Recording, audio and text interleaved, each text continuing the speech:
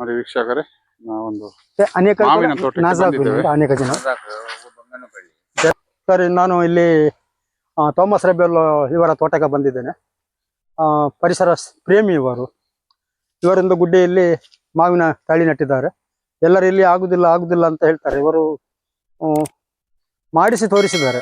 ಇದೊಂದು ಆಂಧ್ರದ್ದು ವೆರೈಟಿ ಬಂಗನಬಳ್ಳಿ ಅಂತ. ಸಾಧಾರಣ 800-900 1 kg ವರೆಗೆ ಬರ್ತದೆ. ಈಗ ಇಲ್ಲಿ ಮಾವು ಆಗಿದೆ. ಇದು ಬಹಳ ಚೆನ್ನಾಗಿ ಕಾಣ್ತಾ ಉಂಟು. ಆದರೆ ಸ್ವಲ್ಪ ಮಟ್ಟಿಗೆ ಒಂದು ಹುಳ ಬಾಧೆ ಇದ್ದ ಹಾಗೆ ಕಾಣ್ತಾ ಇದೆ.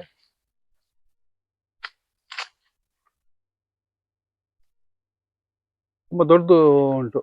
ಹೌದು, ಮತ್ತೆ ಒಳ್ಳೆ ಸ್ವೀಟ್. ಮಾರ್ಕೆಟ್ಗೆ ಫಸ್ಟ್ ಬರೋದು ಇದೆ. ಇದಕ್ಕೆ ಇನ್ನೊಂದು ಹೆಸರು ಬೆನಿಷನ್ ಅಂತ. ಬೆನಿಷನ್, ಹೌದು. ಆಂಧ್ರ ಪ್ರದೇಶದಲ್ಲಿ ಇದನ್ನು ಎಕರೆಗಟ್ಟಲಾಗಿ ಮಾಡ್ತಾರೆ. ಇದನ್ನು ಇದು ರಂಬುಟನ್ ತಳಿ, N18 ಅಂತ ತಳಿ. ಇದ್ದ ತಳಿಯಲ್ಲಿ ಅತ್ಯುತ್ತಮ ಕಮರ್ಷಿಯಲ್ ಫ್ರೂಟ್ ಇದು. ಬಹಳ ಚೆನ್ನಾಗಿ ಕೆಂಪು ಕಾಣ್ತದೆ, ಗಾಢ ಕೆಂಪು ಬಣ್ಣ. ಎಕ್ಸ್ಟ್ರಾಕ್ಷನ್ ನೋಡ್ಲಿಕ್ಕೆ, ಬೀಜದಿಂದ ಪಲ್ಪು ಈಸಿಯಾಗಿ ಹಿಡಿತದೆ. ಮತ್ತೆ ಬಿಸಿಲಿಗೆ, ಒಳ್ಳೆ ಬಿಸಿಲಿಗೆ ಬಹಳ ಸ್ವೀಟ್ ಬರ್ತದೆ. ಇದು ಮಳೆ ಬರುವ ಮೊದಲು ಇದು ಹಣ್ಣಾಗಿ ಮುಗಿದರೆ ಬಹಳ ಒಳ್ಳೇದು. ಮತ್ತೆ ಜೋರು ಮಳೆ ಬಂದ್ರೆ ಅರ್ಧಕ್ಕಿಂತ ಅರ್ಧ ಇದು ಉದುರಿ ಹೋಗ್ತದೆ, ಇದು ಹಾಳಾಗ್ತದೆ. ಹೌದು, ಇದಕ್ಕೆ ಒಳ್ಳೆ ನೀರು ಬೇಕು, ಅಡಿಕೆಗಿಂತ ಜಾಸ್ತಿ ನೀರು ಬೇಕು ಇದಕ್ಕೆ. ಇದು ಮೂಲತಃ ಮಲೇಷ್ಯಾ ದೇಶದ್ದು ಹಣ್ಣು ಇದು.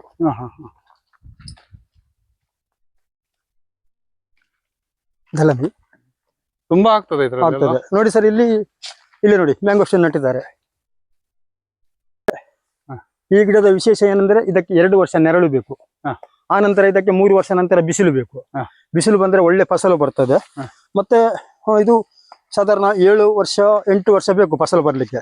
ಈಗ 8 ಸ್ಟೆಪ್ ಬರಬೇಕು. 8 ಸ್ಟೆಪ್ ಬಂದ ತಕ್ಷಣ ಫ್ಲವರ್ ಹಿಡಿತದೆ. ಇದು ಹೋಮ್ ಗ್ರೋ ನರ್ಸರಿದ ಗಿಡ. ಇದು K100 ಅಂತ ವೆರೈಟಿ ಇದು. ಅತ್ಯಂತ ಸಿಹಿ, ಆಕರ್ಷಕ ಬಣ್ಣ, ಪರ್ಪಲ್ ಕಲರ್. ಅದು ಒಮ್ಮೆ ತಿಂದವರು ಪುನಃ ತಿಂತಾರೆ.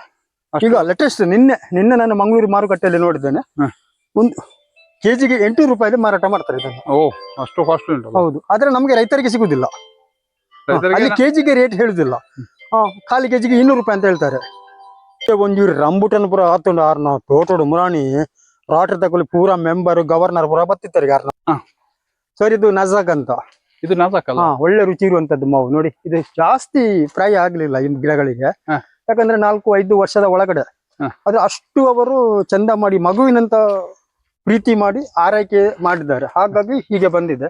ಎಲ್ಲರೂ ಹೇಳ್ತಾರೆ ಅವು ಆಪೂಜಿಯ ಮೂಲ, ಅಂದ್ರೆ ಇಲ್ಲಿ ಆಗುದಿಲ್ಲ ಅಂತ ಹೇಳ್ತಾರೆ. ಇವರು ಮಾಡಿಸಿ ತೋರಿದ್ದಾರೆ. ನೋಡಿ ಕಲರ್ ಹೇಗೆ ಬಂದಿದೆ ನೋಡಿ. ಇನ್ನು ಕೂಡ ಒಳ್ಳೆ ಕಲರ್ ಬರ್ತದೆ, ಒಳ್ಳೆ ರುಚಿ ಇರ್ತದೆ ಈ ಮಾವು.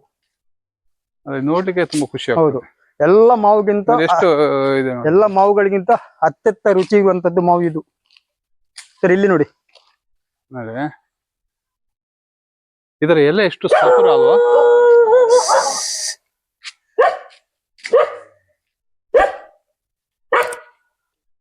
ಎಲ್ಲ ಮಾವುಗಳಿಂದ ಅತ್ಯಂತ ರುಚಿ ಅಂದ್ರೆ ಇದು ಕಾಲಪ್ಪಾಡಿ ಮಾವು. ಇದಕ್ಕೆ ಸಾಮಾನ್ಯವಾಗಿ ಎಲ್ಲರೂ ಹೇಳುದು ಇದು ಧಾರವಾಡ ಬೇಡ ಅಂತ. ಯಾಕಂದ್ರೆ ಇದಕ್ಕೆ ನಾರೇ ಇಲ್ಲ, ಗೊರಟು ಚಟ್ಟೆ. ಆ ಸ್ಪೂನ್ ನಿಂದ ಒಳ್ಳೆ ಮಾಡಿ ಕೆರೆದು ತಿನ್ಬಹುದು, ಅಷ್ಟೊಂದು ಟೇಸ್ಟ್. ಇಲ್ಲೊಂದು ನೋಡಿ ಮೇಲೆ ವಿಶೇಷ ಮಾವು, ಅವಳಿ ಜವಳಿ ಮಾವಾಗಿದೆ ನೋಡಿ. ಅಲ್ಲಿ ಒಂದೇ ತೊಟ್ಟಿನಲ್ಲಿ 2 ಮಾವಾಗಿದೆ, ಅವಳಿ ಜವಳಿ. ಇದು ಈಚೆ ಕಡೆ ನೋಡಿದ್ರೆ ಇದು ಮಲ್ಲಿಕ. ಇದು ಮಲ್ಲಿಕ, ಕೋಲಾರ ಮುಳಬಾಗಿಲು ಆಂಧ್ರದಲ್ಲಿ ಬಹಳ ಫೇಮಸ್ ಇದು ಮಲ್ಲಿಕ ಮಾವು. ಎಷ್ಟು ದೊಡ್ಡದಿದೆ ನೋಡಿ, ಪ್ರತಿ ವರ್ಷ ಆಗ್ತದೆ ನೋಡಿ.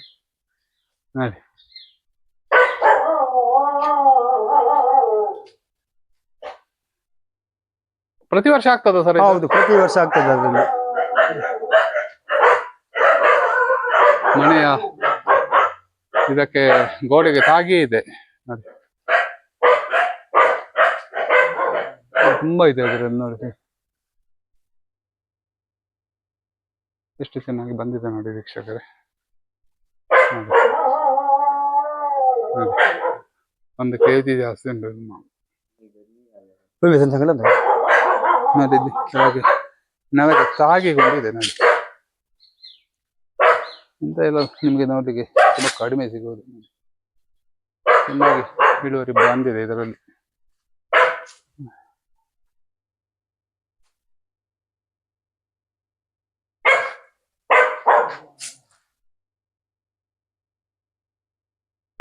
ಇದು ಹಿಮ ಪಸಂದ್ ಮಾವು. ಇದು ಉತ್ತರ ಭಾರತದ್ದು.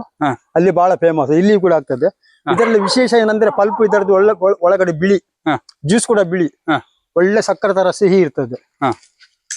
ಕೆಲವರು ನರ್ಸರಿಯಲ್ಲಿ ತಗೊಳ್ಳುವಾಗ ಇದು ಇಲ್ಲಿ ಆಗುದಿಲ್ಲ ಅಂತ ಹೇಳ್ತಿದ್ರು. ನೋಡಿ ಆಗಿದಲ್ಲ ಇಲ್ಲಿ ಎಷ್ಟು ದೊಡ್ಡ ಇದು 1 kg ಮೇಲೆ 1 kg ಮೇಲೆ ಉಂಟು ಇದು ಅಲ್ವಾ? ಸಾಮಾನ್ಯವಾಗಿ 1 kg 300 ಗ್ರಾಮ್ 200 ಗ್ರಾಮ್ ಆ ತರ ಉಂಟು. ಅದಿಲ್ಲ ಎಲೆ ಎಷ್ಟು ಸಣ್ಣದಲ್ವಾ ಸರ್ ಇದರದ್ದು? ನೋಡಿ ತುಂಬಾ ಇದೆ ಇದರಲ್ಲಿ. ನೋಡಿ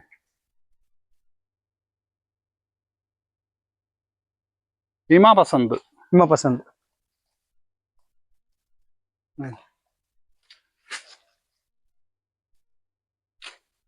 ಇದು ಈ ಗಿಡಕ್ಕೆ ಎಷ್ಟು ವರ್ಷ ಇದೆ ಸರ್ ಇದಕ್ಕೆ? 5 ವರ್ಷ ಅಲ್ವಾ? ನೋಡಿ 5 ವರ್ಷದಲ್ಲಿ ಎಷ್ಟು ಕಾಯಿ ಬಂದಿದೆ.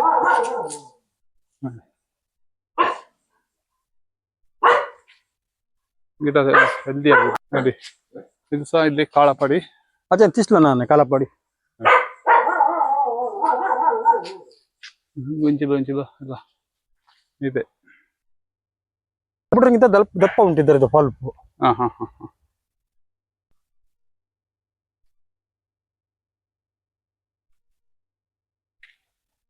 ಒಂದು ಮಸ್ಲಿ ಹುಡ್ತಾವೆ.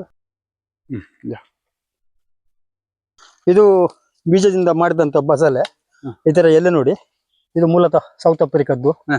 ಅಷ್ಟು ರುಚಿ ಉಂಟು. ಇದರಲ್ಲಿ ಗುಳ ಕಮ್ಮಿ, ಇದು ಗುಳ ಜಾಸ್ತಿ, ನಾರು ಕಡಿಮೆ, ಕಸ ಕಡಿಮೆ, ಬಹಳ ಚೆನ್ನಾಗಿ ಹೆಲ್ತಿ ಆಗಿ ಬಂದಿದೆ. ಎಷ್ಟು ದಪ್ಪವಾಗಿದೆ, ಎಲೆ ಎಷ್ಟು ದೊಡ್ಡದಿದೆ. ಹೌದು, ಪತ್ರೊಡೆ ಮಾಡ್ಲಿಕ್ಕೆ ಮತ್ತು ಪೋಡಿ ಮಾಡ್ಲಿಕ್ಕೆ ಬಹಳ ಸೂಕ್ತ ಇದು ಗಿಡ. ಇದು ಫಸ್ಟಿಗೆ ಈಗ ಹಲಸಿ ಬಿಟ್ಟಿದೆ. ಈಗ ಇದು ಬೀಜ ಇಲ್ವಾ? ಬೀಜನೇ ಇಲ್ಲ, ಒಳಗಡೆ ಬೀಜನೇ ಇಲ್ಲ. ಒಂದು ಪೈನಾಪಲ್ ತಿಂದ ಹಾಗೆ ಆಗ್ತದೆ. ಈ ತರ ಇದೆ ಅಲ್ಲ? ಹೌದು, ಒಳಗೆ ಬೀಜ ಇಲ್ಲ. ಒಂದೇ ಒಂದು ಬೀಜ ಇಲ್ಲ. ಒಳ್ಳೆ ಟೇಸ್ಟ್ ಕೂಡ ಉಂಟು. ಯಾವ ಹೆಸರೆಂತ ಇದರದ್ದು? ಹೆಸರದ್ದು ಸೀಡ್ಲೆಸ್ ಹಲಸು ಅಂತ. ಸೀಡ್ಲೆಸ್ ಅಲ್ವಾ? ಇದು ಕಟ್ ಮಾಡಿ ಕೊಯ್ದ ತಕ್ಷಣ ಅನಾನಸ್ ಕೊಯ್ದು ಹಾಕಿ ಆಗ್ತದೆ. ನೇರವಾಗಿ ತಿನ್ನುವಂತದ್ದು, ಎಂತದ್ದು ಬಿಸಾಡ್ಲಿಕ್ಕೆ ಇಲ್ಲ ಇದರಲ್ಲಿ. ಅಂಗಳದಲ್ಲಿ ಮಾಡಿದ್ದಾರೆ. ನಾನೇ ತಂದು ಕೊಟ್ಟ, ಎಲ್ಲ ಗಿಡಗಳವರೆಗೆ ನಾನೇ ತಂದು ಕೊಟ್ಟದ್ದು. ಬಹಳ ಸಂತೋಷ ಅಲ್ಲ, ಒಳ್ಳೆ ಗಿಡಗಳು. ಇದು ಯಾವ್ದು? ಇದು ಚಕೋತ. ಇದು ಚಕೋತ ನೋಡಿ, ಚಕೋತ ನೋಡಿ. ಅದೊಂದು ಪೇರಳೆ ನೋಡಿ, ಎಲೆಗಳೆಲ್ಲ ವೆರಿಕೇಟೆಡ್ ಪೇರಳೆ. ಎಲೆಗಳೆಲ್ಲ ಹಳದಿ ಬಿಳಿ ಮಿಶ್ರಿತ. ಪೇರಳೆ ಕೂಡ ಅದೇ ಬಣ್ಣದಿಂದ ಬರ್ತದೆ. ಹೌದು, ಅವರ ಗಿಡಗಳ ಮೇಲೆ ಇಷ್ಟು ಪ್ರೀತಿ ಇದ್ದರಿಂದ ಅಷ್ಟು ಗಿಡಗಳು ಅವರು ಕಲೆಕ್ಷನ್ ಮಾಡಿದ್ದಾರೆ. ಹೌದು.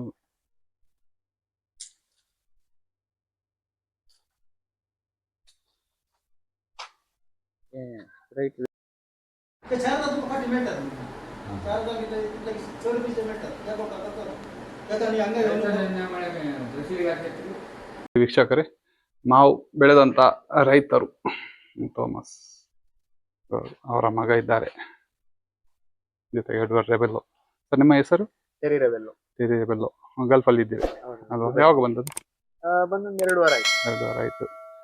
ನೋಡಿ, ಒಂದು ಚೆನ್ನಾಗಿ ಒಂದು ಮನೆ ಅಂಗಳದಲ್ಲಿ ಇಂಥ ಒಂದು ತುಂಬಾ ವೆರೈಟಿಯ ಮಾವನ್ನು ಬೆಳೆದಿದ್ದೀರಿ. ನಿಮ್ಗೆ ನಮ್ಮೆಲ್ಲರ ಪರವಾಗಿ ಧನ್ಯವಾದ ಹೇಳ್ತೇವೆ ಸರ್. Thank you.